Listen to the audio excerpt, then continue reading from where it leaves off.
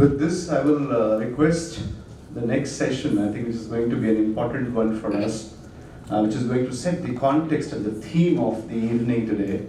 The whole context of unlocking or unlock value horizons, as we call it, right? So I'll request Ravi Ramakrishnan, who is the founder for the Shared Services Forum. He's also the founder and executive chairman for the R Value Group, and he's the one who does not need introductions beyond. I think many of us will know him. He's a doyen for this industry, the business services, business transformation. Starting his career more than 4 decades ago with Levers, Murugappa Group, Eicher Motors, early 90s when he was a CFO turning around the Royal Enfield, which is the Harley Davidson of India. I think then moving on to American Express in mid-90s as a global business leader and really transforming the world of business services, where the first ever offshoring really happened in mid-90s. People never imagined that India can deliver services at that point of time, and today we can see how many global organizations are here where we are delivering services from India. More than 120 countries we service from here, good about 70 odd languages we service from here, and we are, as an industry, is the 4th largest contributor to the GDP of India. So I think a round of applause for Ravi to be part of that pioneering journey, and I request Ravi to take us through the unlock value horizons. Thank you so much.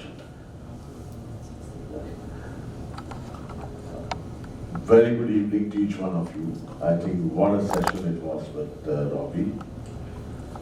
I think, what Rakesh said was absolutely the right context after Ravi finished.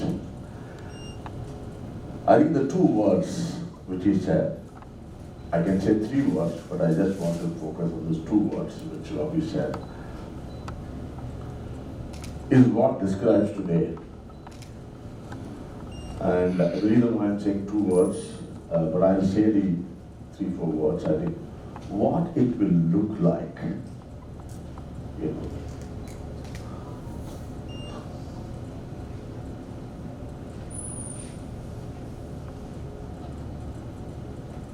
It will look like 5 words, but I think the 2 words I will choose is look like. The reason why I'm emphasizing those 2 words is that we should not miss out. You can change anything in the front, but don't miss out those 2 words. How will it look like? What will it look like? That's a powerful word. Horizon is all about how will it look like. I can really relate to it looking at, horizon by design is how far you can see, right?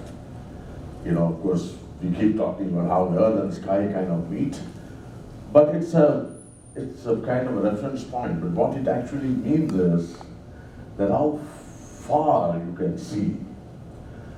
And how far you can see depends on how much you really think about those 2 words, how will it look like?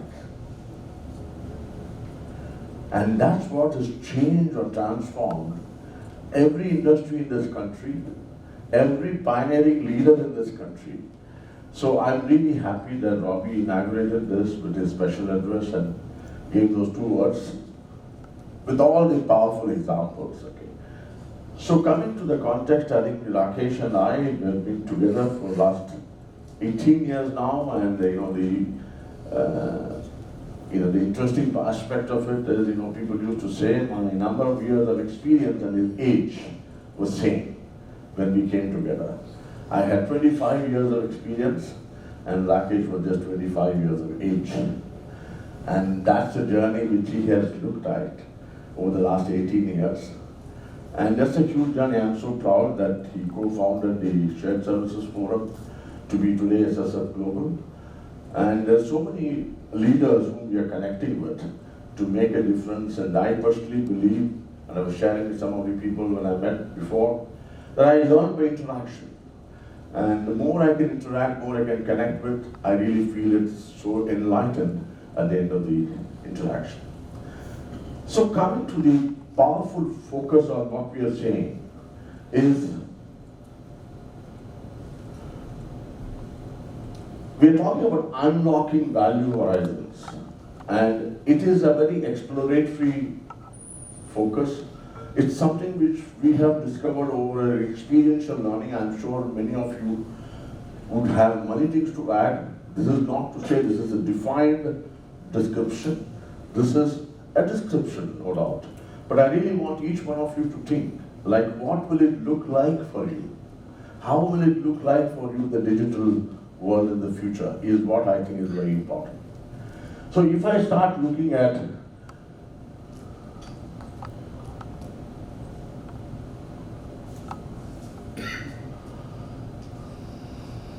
some of the areas which we can actually unfold this horizon is, I'm really going to take 4 key pointers, so that I can just focus on it and then kind of get to the conversation in this. First, why value horizon? And I can draw each one of this with some connection with what Ravi said, but I'm sure you can yourself make the connection. Why value horizon? Second, what's changing the horizon?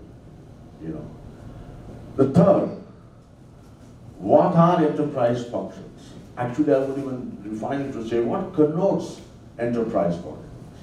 I'm not going to define, as I was telling you, I'm going to kind of give you a description of something which is very important in today's context. What connotes enterprise function? The last but not the least, how to unlock value horizon. These are the 4 topics I'll quickly touch upon, and then we can actually have a greater deliberation.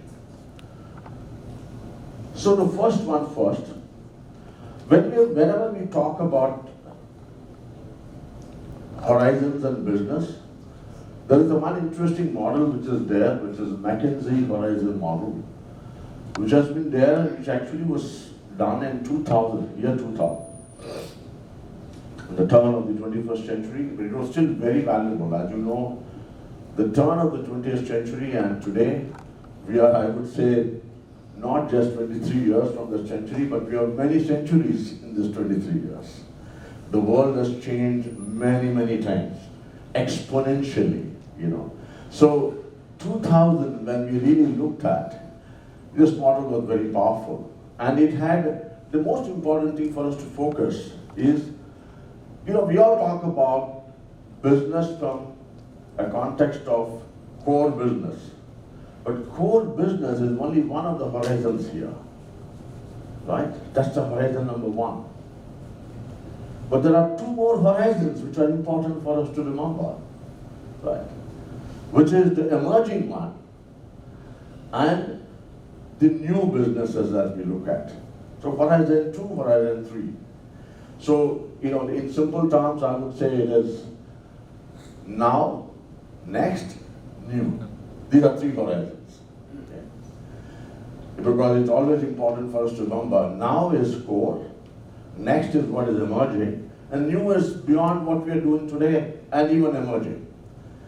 The interesting part was, this particular model has been deliberated in the last 23 years by many, many universities, and they have actually challenged this model. That's what I wanted to say, but a very, very simple difference. Stanford has worked on it. Startup leaders have worked on it. Steve Blank is one of the most powerful startup leaders in the industry. The person who defined what is product market fit for industry. Okay. So Harvard has defined this model. There's only one important change they've made, and that will tell you why I'm saying we have walked centuries in this. Time. You see, there is an axis of value and time, right? But the time x-axis has been substituted by speed of deployment. The speed of deployment is what we are talking today. We are not talking any longer of time. In a manner of speaking, it is no longer horizon 1, horizon 2, horizon 3 is sequential. You can work on horizon 3 when you are working on horizon 1. If you have ability to think, what's the question? How will it look like? Then you can see horizon 3 today and see this is the way the world is changing. and see how we can look at it. So the world is changing, and when you're looking at this, therefore the focus is value and the horizon. It's not time.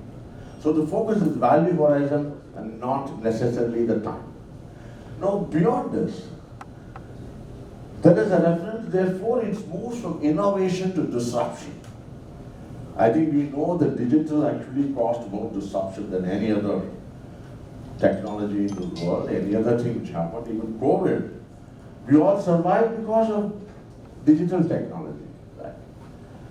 On the one side, we were completely shattered with the kind of challenges. I've heard of BCP, business continuity plans. Okay, and well, I never thought the world will shut down. I don't know if this country will shut down. We have got multiple options and so on and so forth. One never thought world will shut down. But that's what happened. And so today we are really looking at a completely different ballgame, but digital has completely looked at what it is. So it's innovation to disruption to the extent one of the things we focused in Shared Services Forum is, I'm sure all of you are familiar with something called BAU, business as usual. So we actually coined a term in 2019 called DAU, disruption as usual.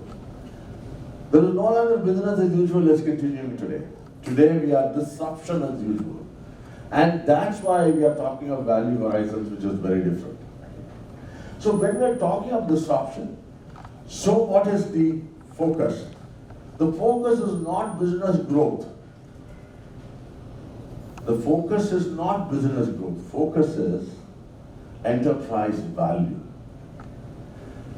Very simple example one can look at. Companies can grow their revenues by 20, 30 times, but enterprise value may not grow. I'm sure I can't. We're just talking again. This community understands value much better than anyone else in this India at least. They're born, brought up with value in mind. Right? So the point I'm saying is, and I can give you one simple example. I don't know how many of you can, it's just simple mathematics, an example to tell you. And I'm going to take an example of revenue and let's say top line and bottom line for easy example. Suppose you take one revenue and one profit, okay? If one revenue is increasing by 1% every day, okay? If 1 rupee or $1 revenue is increasing 1% every day for 365 days, okay, that's one part of it. And the profit is $1 is declining by 1% every day for 365 days. Can anyone imagine what will be the numbers would be? Just make a guess. I don't want you to put a calculator in your thing. $1 multiplied 1% every day for 365 days, and $1 profit reducing by 1% every day for 365 days. I can tell you the number, you can check it, it will be interesting. The $1 of revenue will become $37 at the end of 365 days. And the $1 profit will become 1 cent. See the kind of variation. The reason why I'm highlighting this is, it's not about profit or loss, it's about enterprise value. And I think it's important for us to remember that. So as we build on this value horizon, let's try and move on to look at what's changing the horizon. I think it's obvious. Surely digital is changing the horizon, But before that, I just want to bring a context to what we are saying, because one of the things, as Rakesh said, we are practitioners. We are not going to say one liner and say digital is going to change the world. That always, I think you don't need a forum for this to tell us, right? That's obvious. What we want to tell you is what therefore we need to do and how is the daily going to go through this. That's what the practitioner's world is all about. So when we had in the world belonging prior to digital, we had lots of functions. And typically these functions in the businesses can be divided into two parts. A core business functions and support functions. Core business functions would be, can anyone say what are the core business functions? Just make it, I'm sure it's quite obvious. What's a core business function can be? Sales? Production. Production, marketing, production, sales. If somebody wants to look at beyond this, you can say R&D, right? Because you have to look at the R&D. The pharma companies might be here, so they can think of R&D. Oil companies also look at the R&D. That's the best, that's core business functions. Support functions are everything else, right? You talk of finance, HR, procurement, even IT. Today of course IT is standing on its own because digital world is there, but still there are a lot of companies that IT is still support functions. Marketing, you talk of customer experience management, that's also a support function, no longer becoming it. So that's the world we are in today. Or we were before the digital world stepped up. But what has happened today? Cut over to the digital world, the world has moved from function to enterprise. I actually used to say Adani talks about Adani enterprises. I'm just taking a reference to the context, that's all. So the point I'm saying is, in enterprise there is nothing called core function or support function. All functions have to be enterprise functions. Chapter closed. There's no choice. Actually, I used to say there's Hobson's choice. Hobson's choice is no choice. Right? So today we have. So when the digital, this is happening because of the word digital. The so-called business services and offshoring when we did in American Express 25 years back, it happened because of IT. Without IT, we survived during COVID because of IT.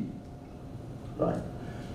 So with digital coming into the world, there is no function which can say I am a support function.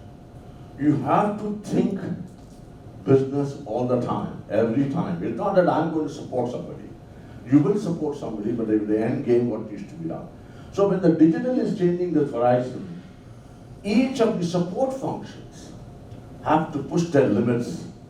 That's where the horizon comes in. It's horizon 1, 2, 3, I leave it to you. Is it what you want to push today, you want to push as the next one, or is it the one which is going to be tomorrow? So make sure that support functions do not remain support functions, they will and have to become enterprise functions. So that's what is changing is the digital world. Because of that, there is no support function, everything is becoming the enterprise function. Having said that, I was sharing with you what connotes enterprise function. Let's go to the next level of context, because again, I personally believe leaving a conceptual thought is not good enough. Can we leave something which is actionable, right? So, in the way we have evolved in the last 20, 25 years in this industry, our experiential learning has been this, and I'm sure many people here who have had enough experience can improve upon it, can contribute to it. Transforming support functions to technology integrated enterprise functions. That's the golden rule today. Enterprise functions have to be technology integrated. Rakesh and Sanjay will talk about it a little later. But there are 5 key areas which have to be coexisting at the same time to call it as an enterprise function. 5. And they have to be combined. That's why I want to say coexisting. What are the 5? 1, every support function, now I'm adding the word digital support function, so that we are able to remember it's no longer the word support function. It has to focus on business. There's no other choice. Right? Second, it has to be end-to-end. It's not about what I do in my shared services, what I do in my finance function, what I do in my procurement function. Functions are silos. Business processes are not meant to be silos. They cut across, procure to pay. Unfortunately, sometimes when we talk of P2P, that also becomes another silo. I don't want that to be happening. We have to break that jinx of why we created these shared services, and we again get back to the silo. Then we're going back in our complete, it's a retro rather than not a forward-working thing. So end-to-end, which is upstream, downstream, front office, mid office. Ravi talked about front office, mid office, back office, all have to be one office. Technology driven, there's no choice. That's the center of the whole thing. This is very important. This is one area which we are still struggling with, as not just in India, globally. Harnessing the data. I don't think we have done enough on data. If I talk about people who are using SAP, this so-called master data management is a mystery. I sometimes even call it astrology. Anybody can make anything, depending on what moves where, it depends on what happens. So I think it is important for us to remember, harnessing data is one of the most critical things, and we have not done enough on it, neither globally or in India. There's enough to do in this world. And last but not the least, non-linear. Because when digital comes in, it has to become non-linear. You know what I mean by non-linear is, it's not just about human intelligence to work together. It's human intelligence and digital intelligence to coexist and work together. When it happens, you have a multiplier effect. That's the power of the whole thing. So technology integrated enterprise functions, or how do we connote enterprise functions? These are the 5 elements which have to coexist. So, having come to the context of digitally powered, I just thought this is the context. I don't want to spend too much time because already I'm almost in the running out of the time, but I just want to give 3 important things because a digitally powered organization must be conscious of. First one is digital strategy. It is across the organization, and it has to look at the strategic possibilities from the transformation across business units, functions. It has got new insights, new technologies, new products, new markets, whatever you call it. Second one is tech aligned to strategy. This is another important thing. A lot of people say that, oh, I've become digital by implementing RPA. Very RPA, let me not take away the power of RPA, but that is not just digital.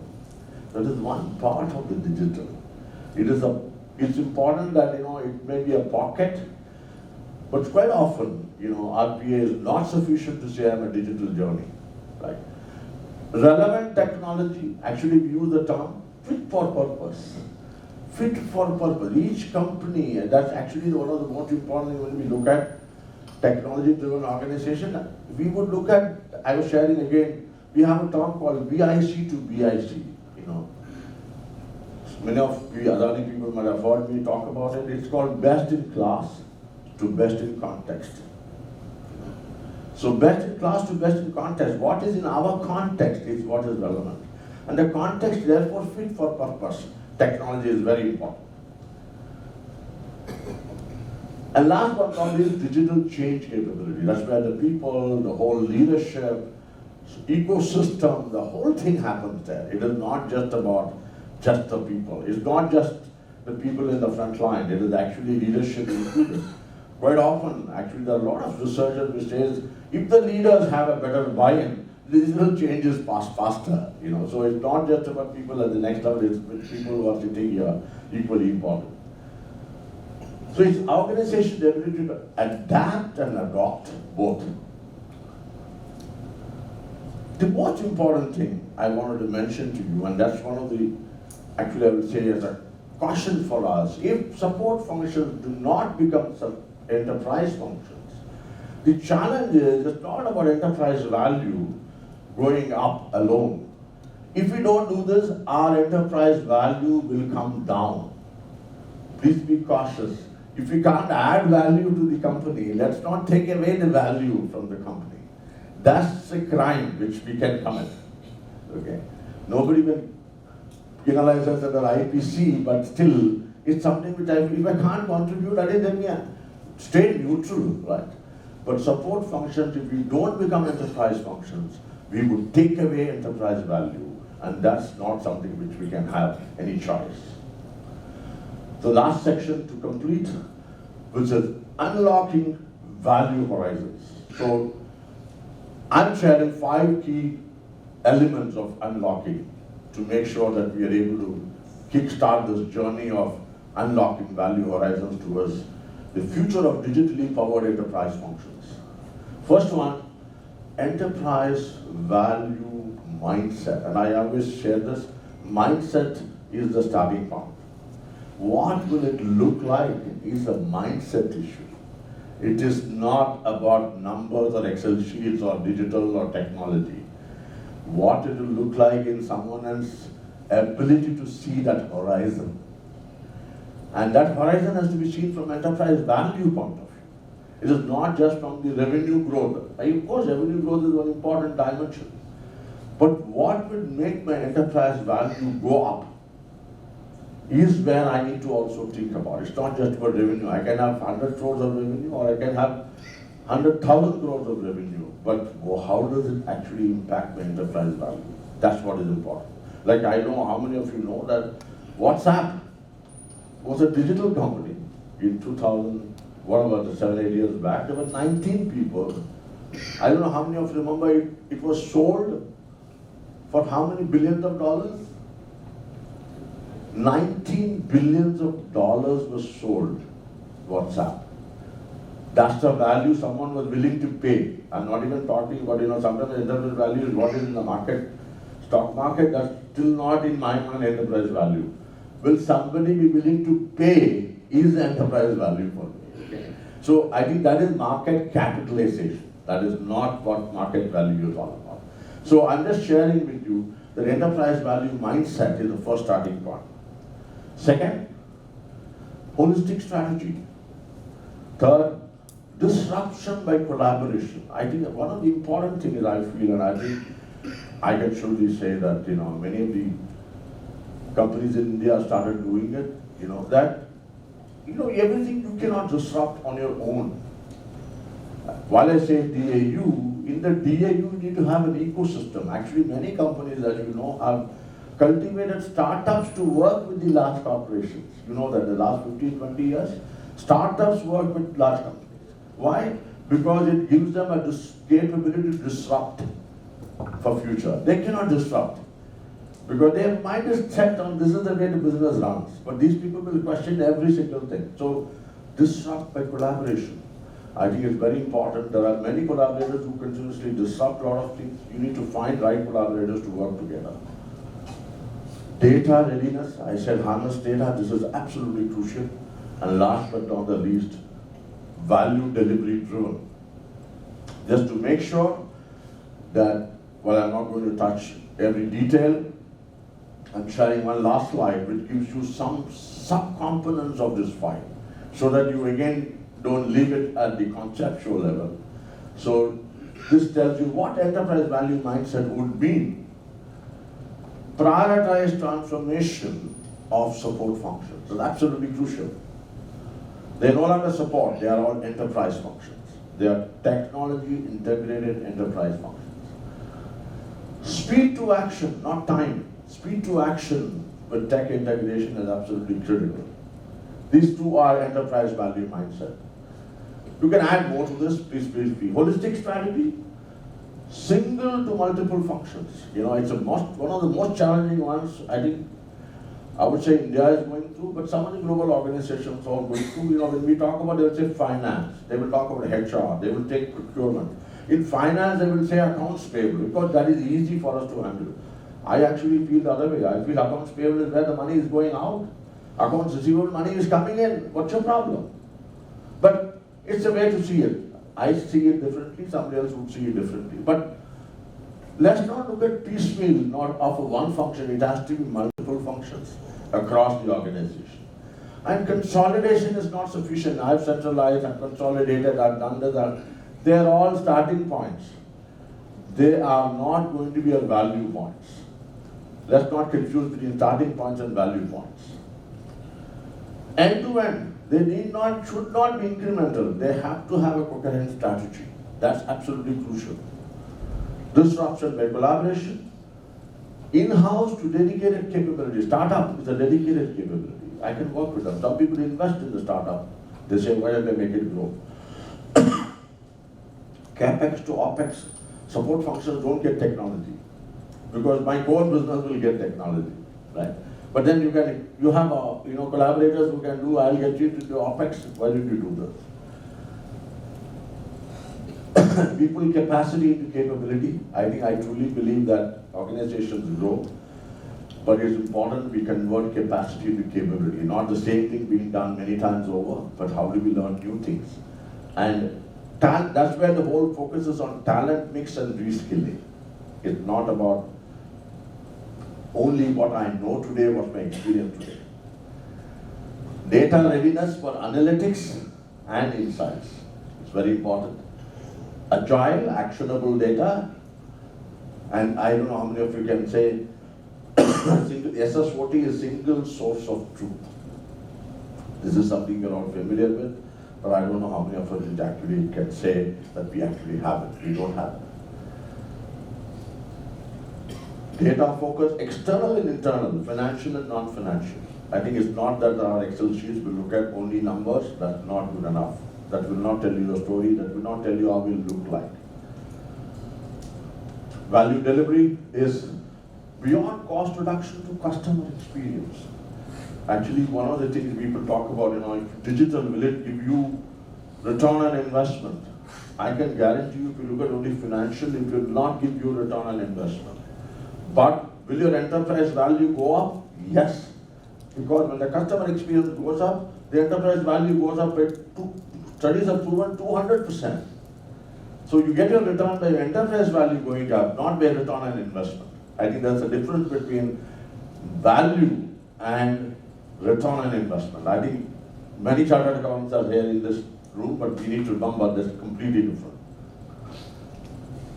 Act on value drivers for comprehensive value delivery.